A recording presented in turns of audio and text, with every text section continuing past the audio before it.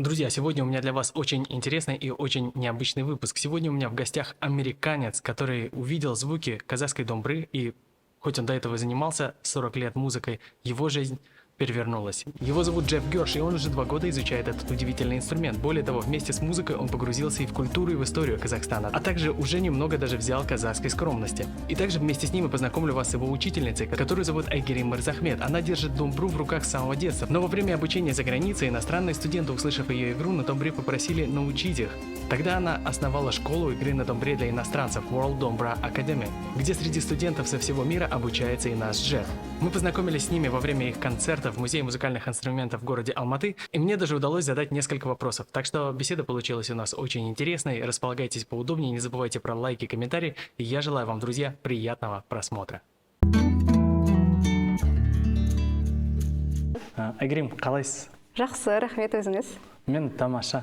Сегодня какой вы концерт нам устроили? Просто фантастический.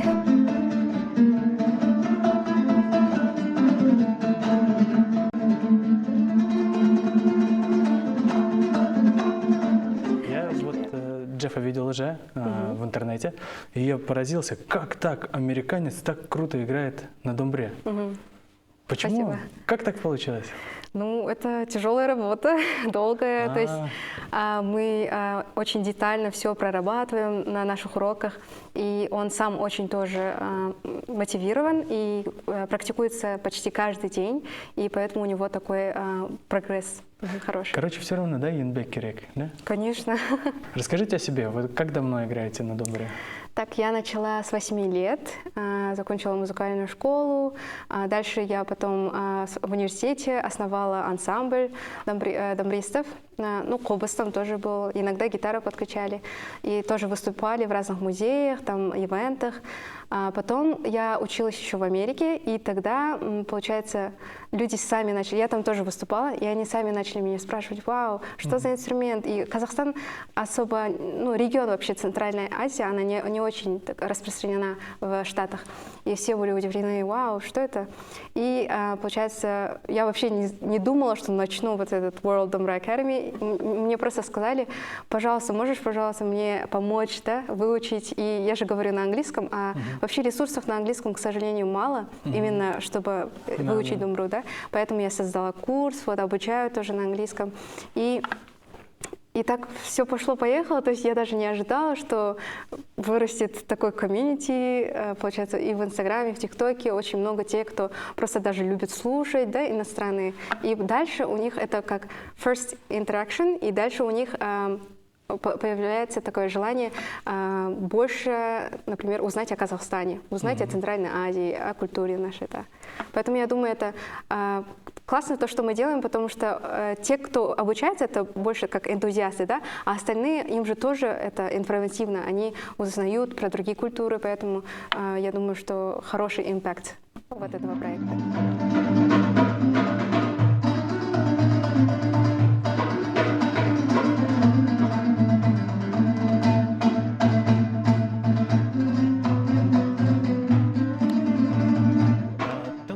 Расскажи немного о себе, откуда ты, о твоем детстве. Әуе билеттерін сатамын. Арзан. Авиасейлс KZ. Я из Америки, из Нью-Йорка. Я родился в Нью-Йорке. Я рос на самой обычной улице, немного на окраине города. И как ребенок я начал играть музыку в очень молодом возрасте. И в 7 лет я начал играть на пианино, и через 4 года после этого гитара пришла в мою жизнь. И как только я взял гитару, я понял, что моя жизнь будет посвящена музыке. Я очень благодарен, что я смог сделать это. Так что как ребенок музыка была моим главным интересом. Я не был очень заинтересован спортом, не был заинтересован машинами и прочими вещами. Музыка всегда была главной целью в моей жизни и главной мотивацией. У вас есть высшее образование? После школы я пошел в университет и получил степень бакалавра. Но в основном все мои знания, конечно же, я получил не в классе, а в реальном мире. Какая у тебя профессия? Я музыкант, я профессиональный музыкант. Как у тебя получается играть так хорошо на домбре? Много практики и много подсказок от моего учителя Айгерим Международной академии игры на домбре. Я занимаюсь онлайн уже 2 года, я не перестаю восхищаться образовательным процессом изучения разных техник и самых сложных кюев. Он один из лучших студентов, у которого есть очень большое желание и стабильность. Он очень дисциплинирован, очень мотивирован. Он прилагает очень много усилий. Он практикует каждый день, хотя бы за час, каждый день отрабатывая и репетируя буквально каждую ноту. Когда я даю ему совет, как и все инструкции, он внимательно следит за этим. Я думаю, что это действительно позволяет ему добиваться успеха. Поэтому он развил много отличных навыков в очень короткий период времени.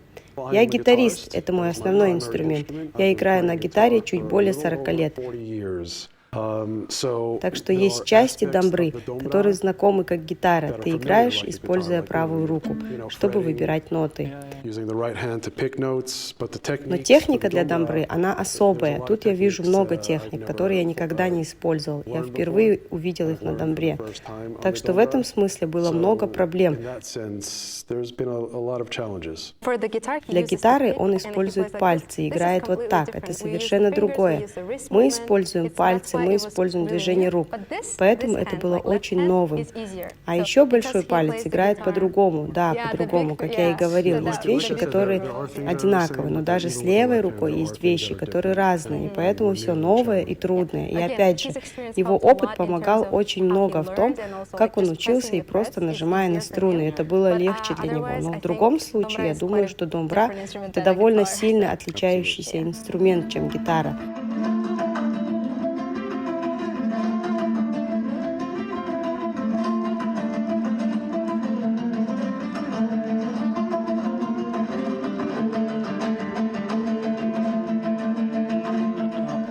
Кстати, я также заметил, что вы преуспели не только в технике игры. Я вижу, что вы можете чувствовать домбру.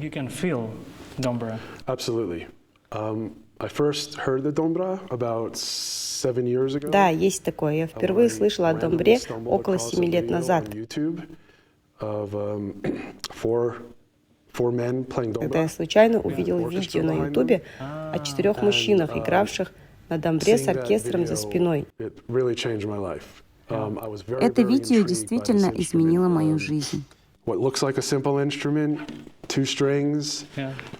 Я был очень удивлен тому, что всего 2 струны, которые используются, дают такой звук. Один человек может звучать как множество людей. Это меня очень вдохновило и привело меня к желанию узнать о музыке и о культуре Казахстана. Для вас что такое казахская домбра? Ой, это что-то very personal. То есть это мой лучший друг. Из-за того, что я вот выросла с домброй, да, то есть 8 лет, она всегда у меня везде, она была всегда рядом, в грусти, в счастье, всегда была со мной. И когда я играю, я чувствую такой, не знаю, я даже не могу объяснить, такой connection. И всегда мне нравится играть. И как будто, когда домбра стоит, она как будто меня зовет. У меня такое получается. Зовет, чтобы я играла. Как вы можете объяснить такую любовь к казахской домбре людей со всего Да, мира? спасибо за этот вопрос. Очень хочу рассказать, потому что у каждого разная причина. Например, кто-то, самая такая общая причина — это просто звук домбры, звучание, да, мелодия очень нравится, техника, да, выполнение. И для других это больше как культурная идентика. То, что у нас такая традиции такие, да, история такая богатая, поэтому они как-то чувствуют вот это connection, да, connection они чувствуют. Например, один из моих учеников, который со Швейцарии, он сказал мне так: хотя я швейцарец, родился и вырос здесь, я чувствую, как будто у меня душа казахская. Он мне так и сказал. Получается, ему нравится не только наша культура и мелодия, он просто чувствует, что он ближе к этому всему, чем, например, культура его своя. И вот разные, кто-то, например, просто для души, это как терапия. У меня есть, например, ученица, она психолог, и когда она играет, она всегда расслабляется, и у нее же тяжелая все равно работа, и она всегда мне говорит, что в конце дня она просто играет и наслаждается, как терапия. Знаешь, у нас в Казахстане говорят, что домбра — это душа казахов. Ты чувствуешь это? Do you feel this song? Я чувствую, я абсолютно чувствую. Даже если я из Америки, моя родина за океаном, но я не был далеко от казахской культуры. Я чувствую связь с этим инструментом, с вашей культурой.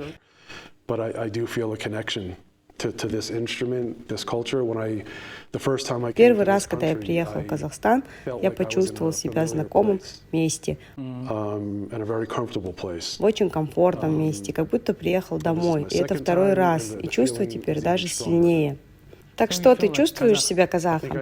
Мне кажется, да. Теперь мне нужно только научиться языку. Да, но ты знаешь, что это вроде рахмет. Рахмет. Рахмет, салем, сиз калайсис, кайрлитан, бешпермак. Of course, everyone knows Beshbarmak. You said that your life Ты говорил, что твоя жизнь изменилась после того, как ты начал играть на домбре. В Америке, в Нью-Йорке я участвовал в многих разных музыкальных проектах. Я также изучаю японский инструмент, который называется шамисен.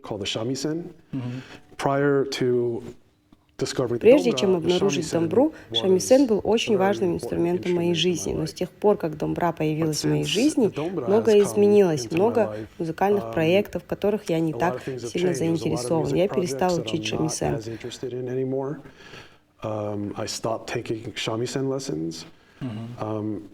В то время я занимался на шамисен и домбре один раз в неделю. Это отнимало у меня очень много времени, и я понял, что надо сконцентрироваться на чем-то одном.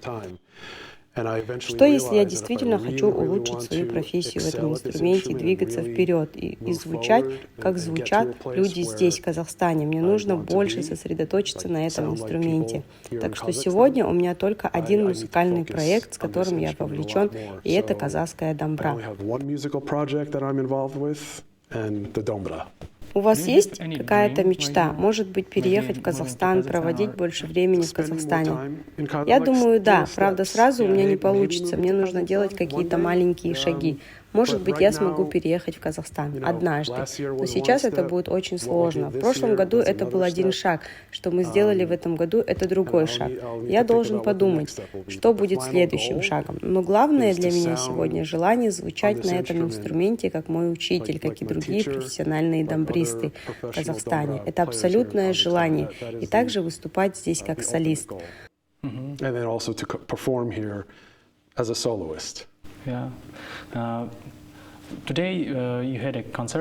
Сегодня у вас был концерт, много людей приехали. Какие ощущения, первые эмоции?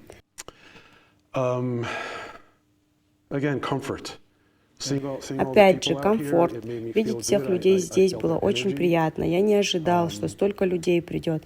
Я чувствовал их энергию, их аплодисменты. Для меня в Казахстане есть очень особенная энергия. И сделать то, что мы сделали здесь, для всех людей, которые приехали, было невероятно.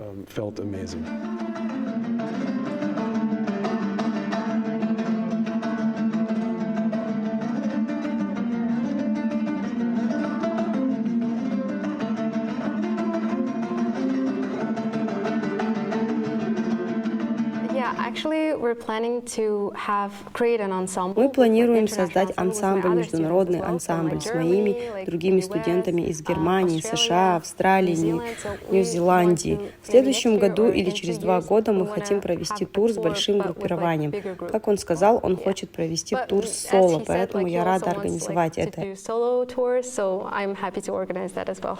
На сколько часов в день занимаются ваши студенты? Так, ну, самые мотивированные, они, конечно, час, 2 часа, но в основном, я бы сказала, там полчаса, 20 минут, вот так. Полчаса, 20 минут. Но все равно это лучше, чем ничего. Ну и, Каждый конечно, день, да. Круто. Главное система, да, наверное? Да. Главное, чтобы систематично было. Расскажите вообще, насколько вот это вот сложно и как трудоемко научиться хорошо играть на домбре? Получается, я же обучаю иностранцев, и у них в основном нет вообще музыкального бэкграунда. Джефф — это один из тех, у кого есть, но в основном, например, у меня есть в Германии очень много учеников, кто никогда не играл ни одного инструмента, и домбра — их первый инструмент. И когда они начинают играть, им довольно сложно координировать 2 руки одновременно, правильно? Да. И вот, получается, мы начинаем прорабатывать сперва правую руку, да, да, калстар, и потом левую руку, и дальше уже координировать. Но я обучаю так, что у меня метод dot navigation, so we have the dots navigation, и также номерной, получается, нумерация ладов. И также я стараюсь, чтобы развивать слух у учеников. Получается, комбинация всех этих методов делает легче им вообще процесс учебы вообще. Да. У вас сейчас из каких стран занимаются студенты? У меня ученики с 30 разных стран уже, да, за эти 2,5 года. В основном Америка, Германия, Швейцария и Австралия и Новая Зеландия. Вот Австралия, в Новой Зеландии у меня, например, есть ученик, который пропагандирует там домбру, получается, на разных ивентах, перед даже амбассадором там в Новой Зеландии он выступил, играя на домбре. Это был твой первый концерт с домброй? Второй. Первый был в Астане на прошлой неделе. You have here like a concert trip. Yeah, tour. Wow. Tour. Yeah. Like Metallica. 2-city tour. Except Metallica has never played in Kazakhstan. Yeah. I have. Что ты можешь сказать о Казахстане? It's an amazing, beautiful country, very inspiring place. Это прекрасная страна, очень вдохновляющее место. С момента, когда я приехал сюда, люди, с которыми я встретился, были очень добрые, очень помогающие. Я встретил людей, которые были очень открытыми, очень гостеприимными, и они были очень рады чем-то помочь, и они сделали мое присутствие в Казахстане очень особенным. И поэтому, когда я тут, мне кажется, что каждый шаг, который вы принимаете, он правильный. И здесь, в Казахстане, так и было. Люди, с которыми я общался, привели к новым знакомствам, новым идеям, другим возможностям. Это просто невероятно. Что больше всего произвело на тебя впечатление? Люди, музыка, кухня, домбра? Домбра. Опять же, это очень особенный инструмент для меня. И я стараюсь уделять больше и больше времени на этот инструмент. Я понимаю, что на самом деле я все еще изучаю эту страну, изучаю ее.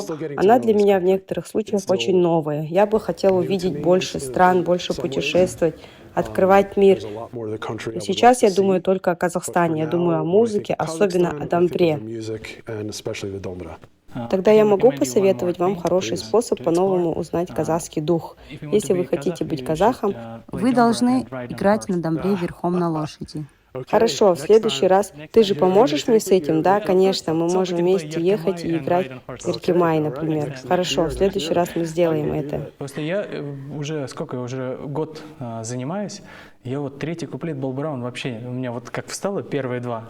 А вы почему начинаете с Балбараун? Это же мне вы же должны. Балбараун. Да, но у вас скиллов еще не хватает, вы должны прям степ-бай-степ. Поэтому надо постепенно.